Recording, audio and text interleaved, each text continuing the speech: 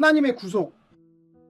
성경을 읽다 보면 이스라엘 백성들의 신앙적인 자세와 태도에서 무척이나 이기적이고 자기중심적인 모습을 발견하게 됩니다. 하나님께서는 아브라함과의 언약 때문이기도 했지만 이스라엘 백성들을 가나안 땅으로 인도하시고 하나님의 백성으로 삼으셨으며 그들과 신뢰의 관계를 원하셨습니다. 그래서 출애굽기에서 너희는 내 백성이 되고 나는 너희 하나님이 되리라 라고 말씀하시는 장면을 자주 볼 수 있습니다. 그러나 이스라엘 백성들은 이러한 하나님의 뜻과 계획에는 관심이 없고 오직 가나안 땅에서의 풍요로운 생활에만 관심을 두고 있었습니다.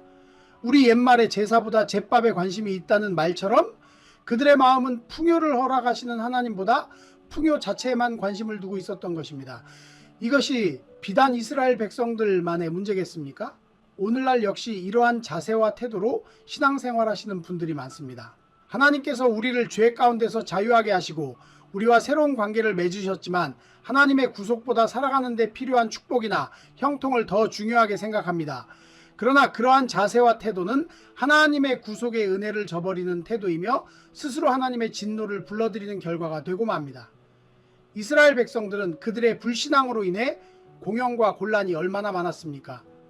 그것이 과연 과거의 일일 뿐이며 오늘날 우리와는 전혀 상관없는 일이겠습니까?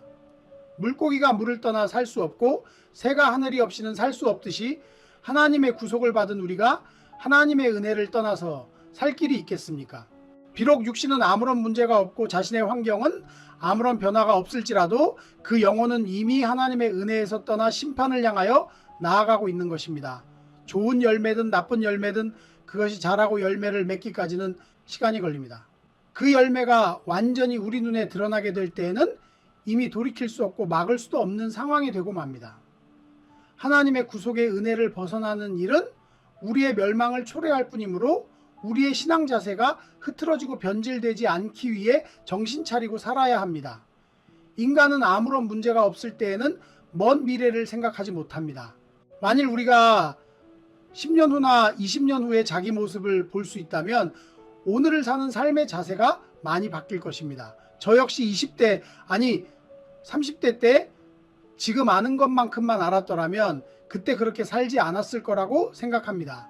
이와 마찬가지로 내일 주님께서 우리를 부르신다고 생각하고 산다면 오늘의 삶을 보다 알차고 보람 있게 살 수 있을 것입니다. 신앙의 길은 하나님의 구속의 은혜를 받는 것보다 받은 구속의 은혜를 지켜가는 것이 더 어려운 것 같습니다. 그럼에도 불구하고 우리는 이 일에 최선을 다해야 합니다. 성도들이 구속의 은혜를 지켜가기 위해서는 하나님의 백성들은 세상 법칙으로 살아서는 안 된다는 사실을 항상 기억하고 자신의 삶에 적용시켜야 합니다.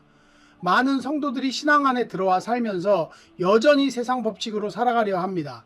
하나님의 백성들은 하나님의 부르심을 받는 순간부터 많고 적음에 상관없이 하나님께서 주신 만큼의 은혜로 살아가야 합니다.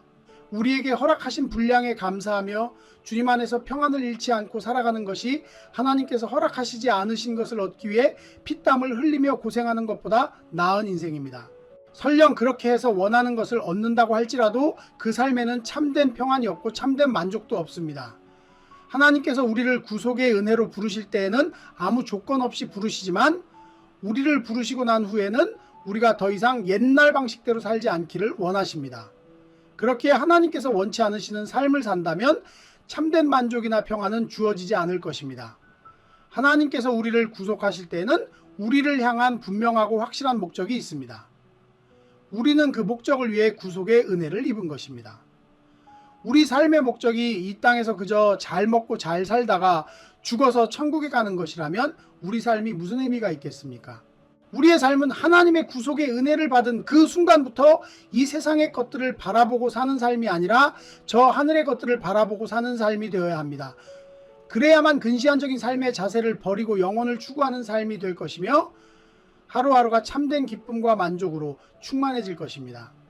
성도의 참된 삶은 오직 하나님의 구속의 은혜 아래에서만 가능합니다. 우리는 하나님의 은혜를 떠나서는 살 수 없고 산다 해도 이미 죽은 자와 같습니다.